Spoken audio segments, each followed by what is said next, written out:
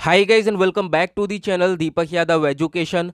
Welcome to the daily Hindu news and editorial analysis of 9th of May 2021. तो guys आज है तारीख 9 मई 2021 और है संडे। देखेंगे आज का the Hindu complete newspaper. The Hindu complete newspaper को एनालाइज करेंगे, बट लेक्चर में आगे बढ़ने से पहले अगर आप लोगों को ये कंप्लीट न्यूज़पेपर का पीडीएफ चाहिए तो क्या करना है, सबसे पहले डाउनलोड करना है टेलीग्राम और फिर जाकर सर्च बॉक्स में टाइप करना है Deepak Yadav education. As you can see guys आप लोगों को ये चैनल मिल जाएगा, इस पर क्लिक करना और जाकर इस चैनल को ज्वाइन कर लेना।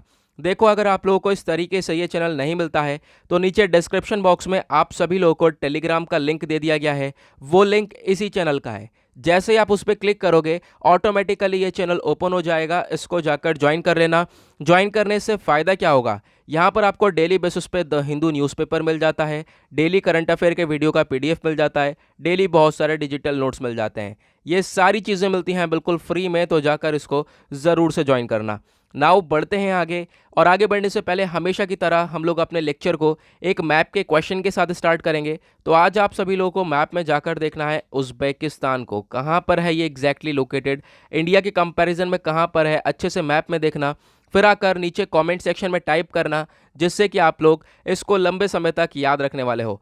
नाउ जैसा कि आज संडे है तो आपको एडिटोरियल्स नहीं देखने को मिलेंगे, बट कुछ इंपॉर्टेंट आर्टिकल्स हैं, उनका डिस्कशन हम लोग करने वाले हैं।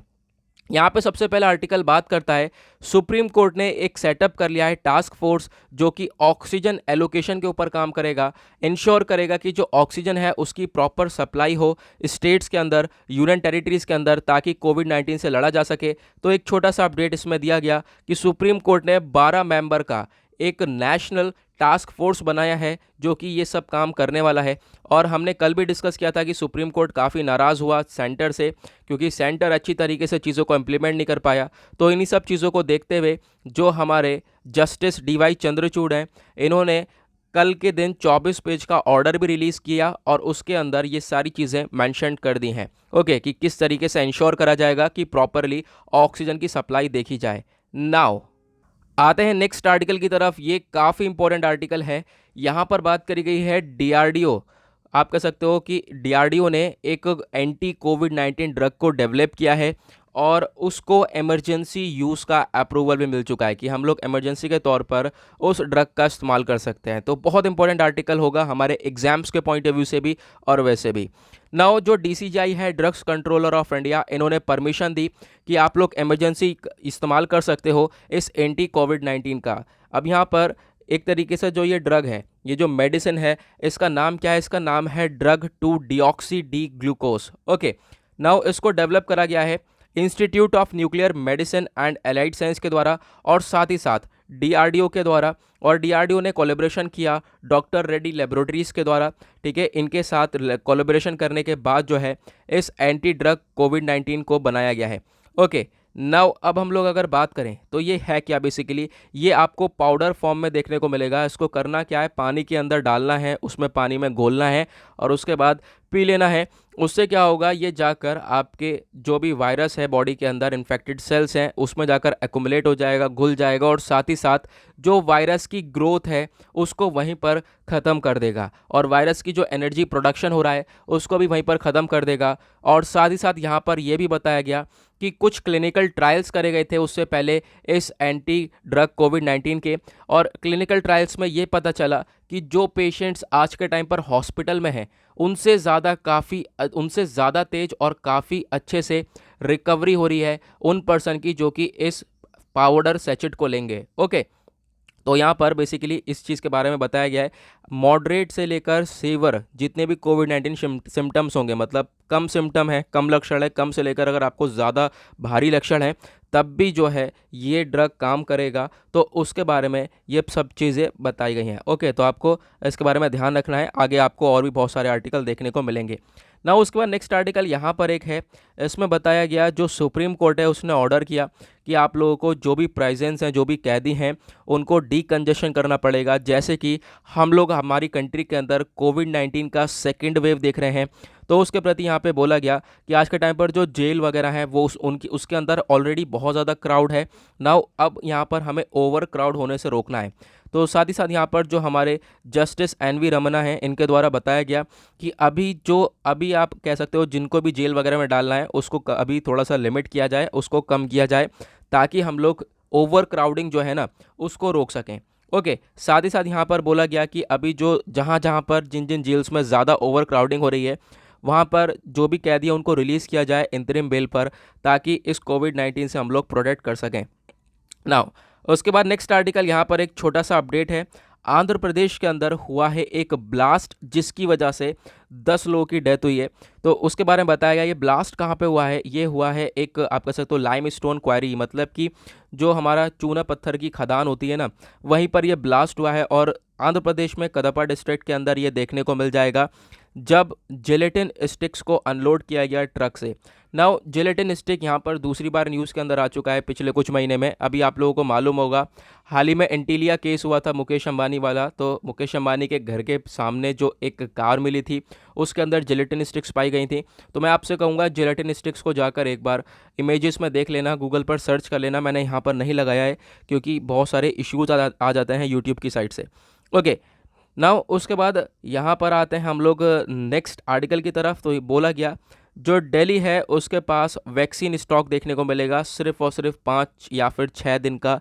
ऐसा दिल्ली के सीएम ने एक स्टेटमेंट दिया, और इसमें बताया गया कि जो दिल्ली है उसके पास एडिक्वेट नंबर में, इनफ मात्रा में कोविड-19 के डोजेज़ यानी वैक्सीन के डोजेज़ नहीं आ पा रहे हैं। हालांकि जो रिक्वायरमेंट है, ज़रूरत है, वो 3 करोड़ डोजेज़ की हैं, लेकिन अभी तक 40 लाख ही पहुंच पाए। तो इसके बारे में बताया गया, इन्होंने रिक्वेस्ट करी सरकार से कि जो है सबसे पहले सफिशेंट नंबर ऑफ़ डोजेज़ को बनाया जाए और साथ ही साथ यहाँ पर पहुँचाए जाएँ।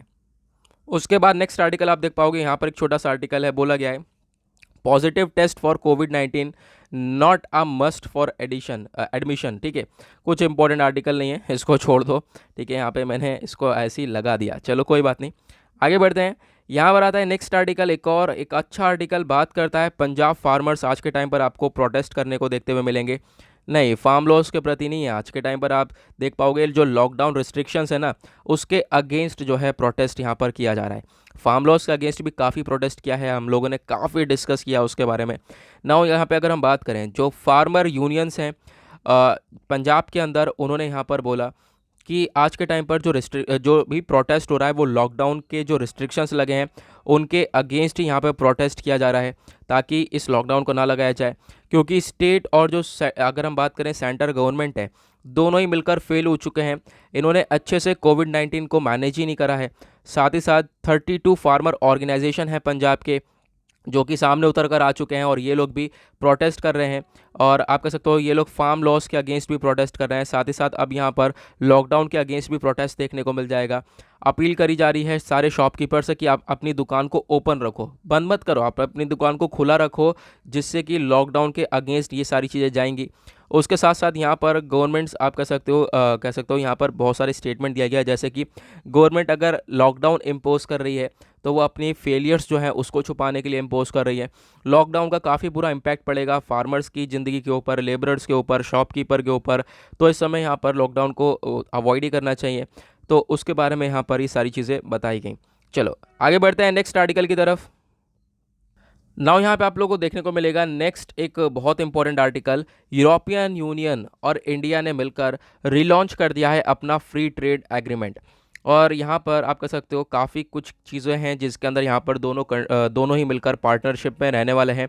इंडिया और यूरोपियन यूनियन ने एग्री किया है सैटरडे में कि ये लोग लॉन्च करेंगे फ्री ट्रेड नेगोशिएशंस। और यहाँ पे आप कह सकते हो ये जो कि सस्पेंड कर दिए गए थे, एक तरीके से हटा दिए गए थे 2013 में, उनको वापस से रिज्यूम किया जाएगा। बातचीत करी जाएंगी, दोनों के बीच में जो व्यापार है उसके ऊपर एग्रीमेंट किया जाएगा। जो हमारे प्राइम मिनिस्टर हैं मोदी जी, इन्होंने इंटरेक्ट किया वर्चुअली, एक तरीके से वीडियो कॉन्फ्रेंसिंग के थ्रू बात हुई जो यूरोपियन कमीशन के प्रेसिडेंट हैं उर्सुला वॉन देर लेन, तो इनके साथ यहाँ पे बातचीत करी गई। साथ ही साथ यूरोपियन यूनियन के काउंसिल प्रेसिडेंट जिनका नाम है चार्ल्स माइकल, इनके साथ बातचीत करी गई। और बातचीत करने के बाद यहाँ पे डिस्कस करा गया क्या क्या चीज़ें। सबसे पहले कोविड से रिकवर करने के लिए किस तरीके से प्लान्स इंप्लीमेंट करे जाएं, वैक्सीन को लेकर कैसे कोऑपरेट करके चल सकते हैं ये दोनों, साथ ही साथ एक कनेक्टिविटी पार्टनरशिप को मेंटेन करके चलना, और भी बहुत सारे जैसे कि डिजिटल हो गए, इंफ्रास्ट्रक्चर प्रोजेक्ट्स हो गए, उनके बीच में यहाँ पे कोऑपरेट करना। उसी के साथ दोनों ने मिलकर एक कॉन्ट्रैक्ट भी साइन किया। एक तरीके से जो सेकंड ट्रांच है 150 मिलियन यूरो का, वो दिया गया यूरोपियन यूनियन के द्वारा। एक तरीके से लोन प्रोवाइड किया गया। किस लिए प्रोवाइड किया गया मैं अभी आपको बताऊंगा। सेकंड ट्रांच का मतलब है सेकंड पोजीशन के अंदर, मतलब सेकंड पार्ट में, ठीक है। मतलब इसका जो फर्स्ट पार्ट है लोन कुछ ज़्यादा अमाउंट का था, जो कि 2 पार्ट में दिया गया, 2-3 पार्ट में दिया जाएगा। बेसिकली फर्स्ट पार्ट दे चुके, सेकंड पार्ट दे चुके, अब यहाँ पे सेकंड पार्ट ये सब दिया गया है पुणे मेट्रो रेल प्रोजेक्ट के लिए। पुणे के अंदर एक मेट्रो रेल प्रोजेक्ट लगाया जा रहा है, उसको लेकर यहाँ पे बातचीत करी गई है। इसका जिक्र मैंने आज के डेली करंट अफेयर वाले वीडियो में भी किया है ना। उसके बाद यहाँ पे ये भी बोला गया, देख पाओगे, इंडिया आज के टाइम पर यूरोपियन यूनियन के जो लीडर्स हैं उनका सपोर्ट नहीं ले पाया। किस चीज़ में? जो आज के टाइम पर सबसे ज़्यादा बात हो रही है कि जो यूएसए है वो अपने जो पेटेंट्स हैं उसको वेव ऑफ कर रहा है कोविड-19 को लेकर। मतलब कि हो क्या रहा है कि जो कोविड-19 के ऊपर पेटेंट्स हैं उनके ऊपर रिलैक्सेशन देगा कि दूसरी कंट्रीज़ जो है उसको डेवलप कर पाएंगी। तो यूरोपियन यूनियन इस चीज़ को सपोर्ट नहीं कर रहा है।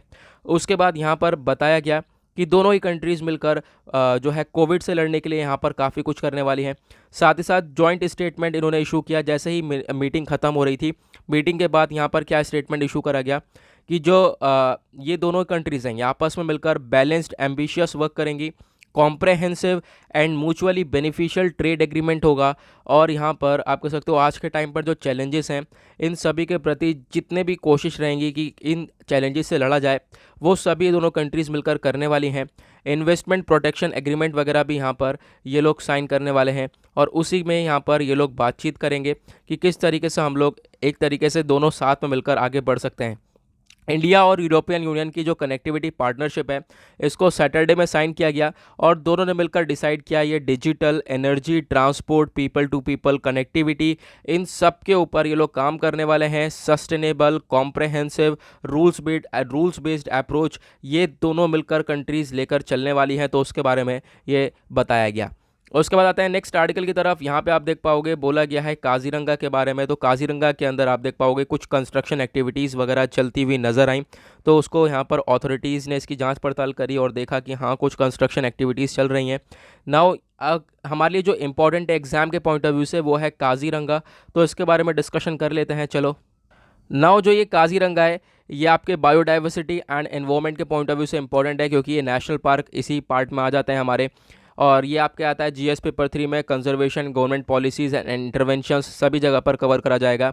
अब की पॉइंट्स क्या हैं? सबसे पहले हम लोकेशन देखें तो ये आपको स्टेट ऑफ आसाम के अंदर देखने को मिल जाएगा। कितना हेक्टेयर वगैरह में के अंदर देखने को मिलेगा ये इंपॉर्टेंट नहीं है। कुछ इसके लीगल स्टेटस हैं जैसे कि इसको एक नेशनल पार्क बनाया गया था, डिक्लेयर कर दिया गया था 1974 में। उसी के साथ बाद में इसको टाइगर रिजर्व डिक्लेयर किया गया 2007 में।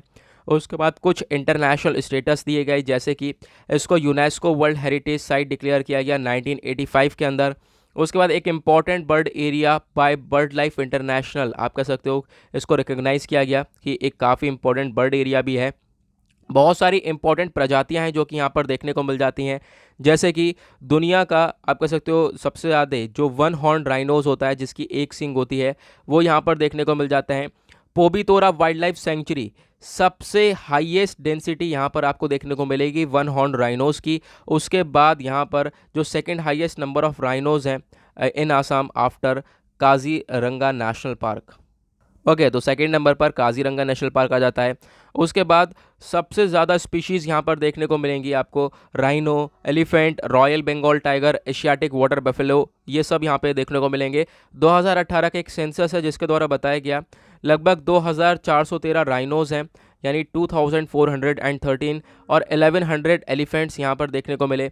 उसके बाद यहाँ पर कुछ और भी सेंसस हुए जिसके अंदर बताया गया टाइगर्स भी काफ़ी मात्रा में यहाँ पर देखने को मिले। उसके बाद 9 से या फिर 14 स्पीशीज़ हैं जो कि काफ़ी इंपॉर्टेंट देखने को मिल जाती हैं इसके अंदर।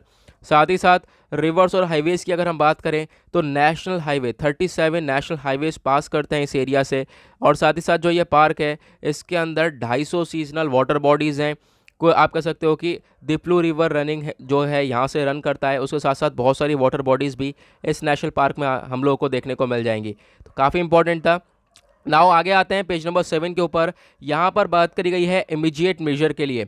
तो जो चिल्ड्रन है उनके वेलफेयर की काफ़ी ज़्यादा ज़रूरत है आज के टाइम पर। Supreme court juvenile justice committee, इन्होंने कोऑर्डिनेशन किया यूनिसेफ के द्वारा, और यहाँ पर इन्होंने इस चीज़ के ऊपर फोकस किया कि आज के टाइम पर हम लोग को ये ज़रूरत है कि जो बच्चे हैं उनको एक केयर और प्रोटेक्शन प्रोवाइड की जाए अर्जेंटली, क्योंकि आज के टाइम पर बहुत सारे बच्चे हैं जिनकी पेरेंट्स वगैरह की डेथ हो गई है सेकेंड वेव ऑफ कोविड-19 की वजह से, और बहुत सारी प्रॉब्लम्स और देखने को मिल रही है। या फिर बहुत सारे बच्चे ऐसे हैं जिन आप कह सकते हो जिनके पेरेंट्स नहीं हैं, या फिर ऑर्फेनेज में आपको देखने को मिलेंगे, अनाथ बच्चे देखने को मिलेंगे, उन सबको केयर प्रोवाइड करी जाए। तो ऐसा यहाँ पर सुप्रीम कोर्ट बोल रहा है, और यहाँ पर डिस्कस करा गया कि आपको स्टेट लेवल नोडल ऑफिसर्स रखने पड़ेंगे, डिस्ट्रिक्ट टास्क फोर्स आप कह सकते हो यहाँ पर जो है सेटअप करना पड़ेगा, जिससे कि जो बच्चे हैं उनको प्रोटेक्शन दी जा सके, उनको केयर करी जा सके उनकी। उसके साथ साथ चिल्ड्रन काफ़ी सारे अफेक्टेड आप कह सकते हो अफेक्टेड देखने को मिले हमें सेकेंड वेव से। नाउ हम लोग नहीं चाहते कि थर्ड वेव से भी ये जो बच्चे हैं उनके ऊपर कोई अफेक्ट हो। और उसी के साथ जहाँ ये कोर्ट है, यहाँ इन्होंने यहाँ पर क्या बोला, ये लोग एक एग्रेसिव वैक्सीनेशन को लेकर फोकस कर रहे हैं। इन्होंने बोला कि आज के टाइम पर आपको वैक्सीनेशन ज़्यादा से ज़्यादा बढ़ाना पड़ेगा, और साथ ही साथ जो यंग चिल्ड्रन हैं उनके पेरेंट्स को आप सबसे पहले वैक्सीन दो, जिससे कि यहाँ पर ऐसे यहाँ प्रॉब्लम्स ना देखने को मिले बच्चों को। उसके साथ नेक्स्ट आर्टिकल आप देख पाओगे, यहाँ पर एक आर्टिकल है जिसके अंदर जो है एक बॉडी है जिसका नाम है इंडियन मेडिकल एसोसिएशन। ये बोलता है कि जो नेशनल लॉकडाउन है वो आप कह सकते हो हेल्प करने वाला है हेल्थ इंफ्रा रिकवर के बारे में। यानी कि नेशनल लॉकडाउन ही अब हमारी मदद कर सकता है जब सिचुएशन काफ़ी क्रिटिकल है। लेकिन साथ में बहुत सारी चीज़ें और बोली गई। बोला गया जो आज के टाइम पर हेल्थ मिनिस्ट्री है ये अच्छे से चीज़ों को मैनेज नहीं कर पाई, और आप कह सकोगे जैसे हमने अभी आर्टिकल कवर किया सेकेंड वेव को हम लोग मैनेज नहीं कर पाए, उसके बाद थर्ड वेव आने की भी यहाँ पे काफ़ी हद तक पॉसिबिलिटी देखने को मिल रही है। उसी के साथ यहाँ पे बोला गया एक well planned pre announce national lockdown लगना चाहिए, ना कि कोई 10 से 15 दिन तक हर कोई स्टेट्स 10 से 15 दिन तक अपना लॉकडाउन लगाया पड़ा है। तो ऐसी नहीं होनी चाहिए, एक ही बार में कंप्लीट नेशनल लॉकडाउन लगाओ जिससे कि यहाँ पर काम किया जाए उसके अंदर। नाउ एग्जैक्टली यहाँ पे बोला गया कि लॉकडाउन लगता है तो उसके ऊपर वर्क भी किया जाए, काम भी किया जाए उसके अंदर। ऐसा नहीं है कि लॉकडाउन लगा के छोड़ दिया, इकोनॉमी वगैरह सब कुछ बर्बाद हो गई, उसके बाद भी कोविड कंट्रोल नहीं हो रहा। तो अगर करना है ये सब तो कोविड को पूरी तरह से कंट्रोल किया जाए।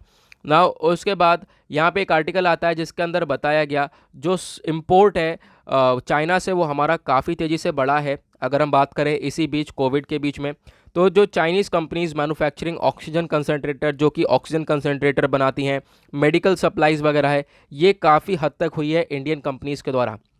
नाउ देख पाओगे अप्रैल से लगभग 40,000 ऑक्सीजन कंसनट्रेटर के ऑर्डर दे चुकी हैं Indian company.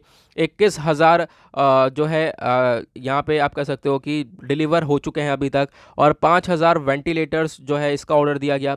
21 million face mask, 3,800 tons of medical जो मेडिसिन वगैरह हैं उनके ऊपर यहाँ पे काम किया गया।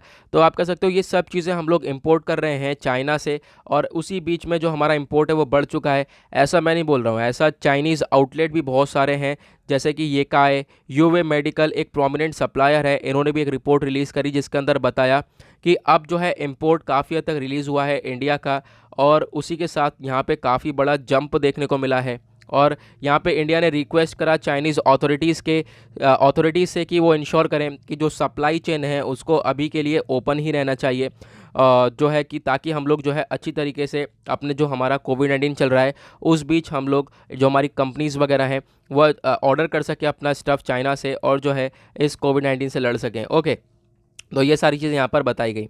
उसके बाद पेज नंबर 8 पर आओगे तो यहाँ पर एक आर्टिकल है जिसके अंदर बताया गया एक एयरपोर्ट जो कि आप कह सकते हो वॉर प्लेन्स के लिए बनाया गया था 1939 में, उसमें वापस से कमर्शियल फ़्लाइट चलना चालू हो गई है। कल एक कमर्शियल फ़्लाइट यहाँ से उड़ी है। ओके, नाउ आगे आते हैं। ये आर्टिकल आप देख पाओगे जो डेली बेसिस पर हमको देखने को मिलता है कि जो आज के टाइम पर इन अ सिंगल डे कितने केसेस निकल कर आए। पिछले 24 घंटे के अंदर 3,76,000 के आसपास केसेस देखने को मिले हैं, ठीक है, और 3,500 के आसपास डेथ भी हुई हैं। नाउ आते हैं पेज नंबर 9 के ऊपर, दैट इज़ वर्ल्ड सेक्शन। देखेंगे दुनियादारी में क्या चल रहा है। तो यहाँ पर सबसे पहले आर्टिकल जो कि आपको काफ़ी दिनों से देखने को मिलेगा, जो मालदीव्स के फॉर्मर प्रेसिडेंट हैं मोहम्मद नशीद, इनके ऊपर हुआ था एक अटैक, और यहाँ पे आप कह सकते हो अब जो है इनको एक लाइफ सपोर्ट मिल चुका है। साथ ही साथ ये आप कह सकते हो रिकवर वगैरह होकर आ चुके हैं।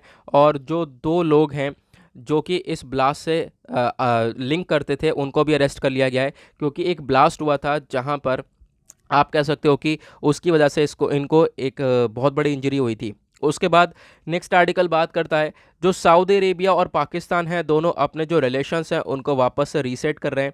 सऊदी अरेबिया और लॉन्ग स्टैंडिंग एलाय पाकिस्तान दोनों ने मिलकर बहुत सारे एग्रीमेंट साइन किए हैं सैटरडे में, ताकि जो इनके रिलेशंस हैं वो और अच्छे से इम्प्रूव हो सके। और अभी तक ये 7वीं विजिट है लगभग, आप कह सकते हो जो 2018 के इलेक्शंस हुए हैं तब से 7वीं विजिट है। और पाकिस्तान के प्राइम मिनिस्टर इमरान खान का काफ़ी बढ़िया वेलकम किया गया सऊदी अरेबिया ऑफिशियल्स के द्वारा। और फिर उसके बाद जो टाइज़ वगैरह हैं, जो रिलेशंस हैं, उनके ऊपर बातचीत की गई। नाउ नेक्स्ट आर्टिकल बात करता है जो इजरायली पुलिस है एंड पैलेस्टीनियंस हैं, इन दोनों के बीच में क्लैश हुआ, विवाद हुआ, आपस में भिड़ गए ये लोग। कहाँ पर? अल अक्सा मॉस्क पर। और इसमें जो ये क्लैश हुआ है इसके अंदर 160 लोगों से भी ज़्यादा लोग घायल हो चुके हैं। इजरायली राइट आप कह सकते हो जो यहाँ पे ये पूरा का पूरा मुद्दा हुआ है, इसमें जो पुलिस है वो क्लैश कर चुकी है पैलेस्टीनियन से, और ये सब यहाँ पर हम लोग को देखने को मिला। और 163 के आसपास यहाँ पे बताया गया जो पैलेस्टीनियंस हैं, 6 इजरायली ऑफिसर्स हैं, ये सब घायल हुए हैं। ठीक है, कहीं कहीं अलग अलग बताया गया। कहाँ पर? जो ईस्ट जेरूसलम, जो जेरूसलम कंट्री है उसके जो ईस्टर्न साइड में आप देख पाओगे उसी पार्ट की यहाँ पे बात हो रही है। ओके, और यहाँ पे आप देख पाओगे इस तरह की क्रिटिकल सिचुएशन क्रिएट हुई जिसमें यहाँ पे एक पैलेस्टीनियन मैन है वो प्रे कर रहा है इजरायली पुलिस के लिए। ठीक है, तो यहाँ पर ये सब क्लैशेस देखने को मिले हैं, तो उसके बारे में एक छोटी सी चीज़ बताई गई है। और इजराइल और पैलेस्टीन के बीच में कोई ये डिस्प्यूट नए नहीं है, काफ़ी पुराने इनके डिस्प्यूट नज़र आते रहते हैं हम लोगों को हमेशा ही। नाउ आते हैं पेज नंबर 10 के ऊपर, that is science and technology का पेपर। यहाँ पर कुछ आर्टिकल हैं, जैसे कि पहला आर्टिकल आप देख पाओगे, बोला गया है क्लीनिंग फ्लैशेस के बारे में। जो आप ये देखते हो ना फ्लैशेस, जो बिजली कड़कती है, इसके बारे में बताया गया। एक टीम ऑफ साइंटिस्ट है, कहाँ की? पेंसिल्वेनिया यूनिवर्सिटी की, यूएस में। इन्होंने क्या बोला कि जो लाइटिंग देखने को मिलती है जिसको आप कैमरा के थ्रू नहीं देख सकते, ये क्या करती है? एक हाइड्रोक्सिल रेडिकल को प्रोड्यूस करती है लार्ज अमाउंट में, जो कि क्या होता है, जो कि ब्रेकअप कर देता है किस में? ग्रीन हाउस गैस मीथेन के अंदर। जो ग्रीन हाउस गैसेस होती हैं उसके अंदर बदल जाता है हमारे एटमॉस्फेयर में। तो ये सब चीज़ें बताई गई हैं, और ये सब चीज़ें बताई गई एक रिपोर्ट में और रिसर्च पेपर्स में। उसी के रिगार्डिंग यहाँ पर एक छोटा सा आर्टिकल है। उसी के साथ यहाँ पे बैट से रिलेटेड एक आर्टिकल है जिसको हम चमगादड़ बोलते हैं, जिसका आपका थंबनेल भी देखने को मिलेगा आज का। बोला गया, देखो ह्यूमंस के अलावा, जैसे ह्यूमंस में नहीं होता है फिलहाल ऐसा, जो बैट है, जो चमगादड़ है, वो अपने आसपास का ऑब्जेक्ट कैसे पता लगाता है? देखो, वो एक साउंड प्रोड्यूस करता है। ठीक है, सोनार साउंड प्रोड्यूस करता है, और वो जो साउंड है वो आप कह सकते हो सेंड करता है, सोनार सेंड करता है। और वो जो साउंड है वो टकरा कर, एक तरीके से आप कह सकते हो कि वापस से आती है, तो वो डिस्टेंस पता लगाता है। उस डिस्टेंस को वो कैलकुलेट करता है कि कितने दूरी पे ये ये जो ऑब्जेक्ट है।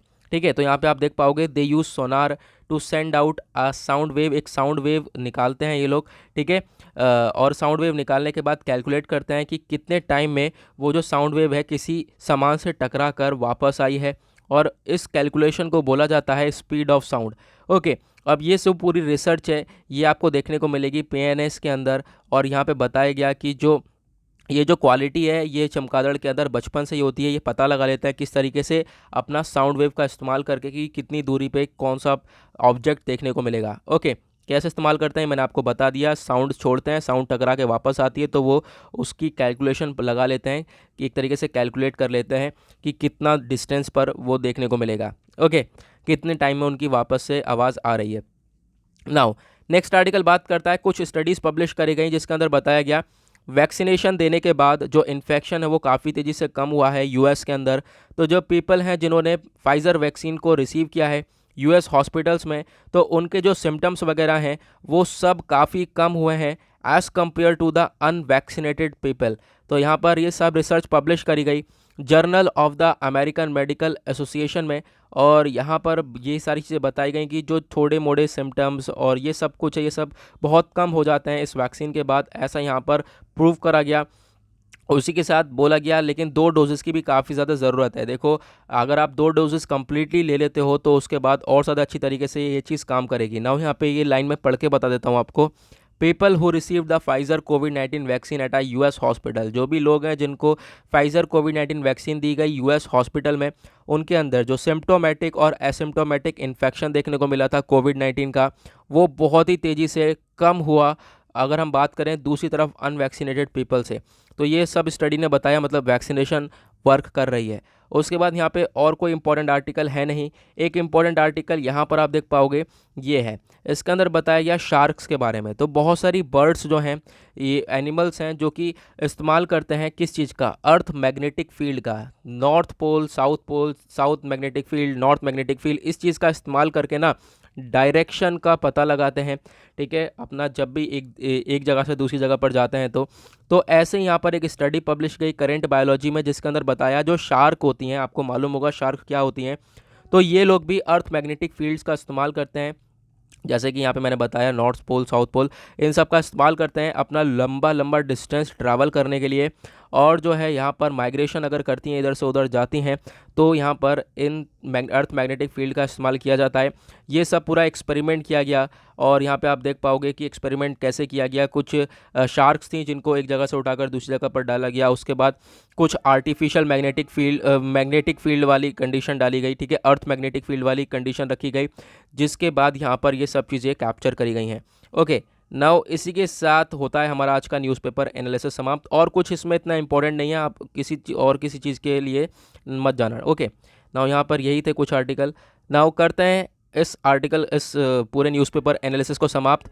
मिलते हैं आप लोगों से नेक्स्ट वीडियो में। आज के लिए bye bye, have a nice day.